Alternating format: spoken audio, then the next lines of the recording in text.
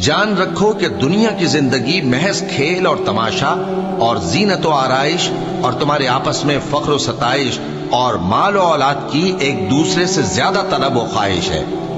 اس کی مثال ایسی ہے جیسے بارش کہ اس سے اگنے والی کھیتی کسانوں کو بھری لگتی ہے، پھر وہ کھیتی خوب زور پر آتی ہے، پھر اے دیکھنے والے تو اس کو دیکھتا ہے کہ پک کر زرد پڑ جاتی ہے، پھر چورا چورا ہو جاتی ہے۔ اور آخرت میں کافروں کے لیے عذاب شدید اور مومنوں کے لیے اللہ کی طرف سے بخشش اور خوشنودی ہے۔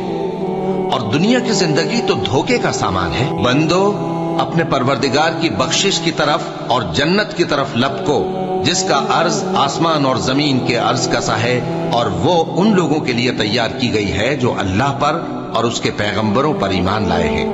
یہ اللہ کا فضل ہے، جسے چاہے عطا فرمائے، اور اللہ بڑے فضل کا مالک ہے۔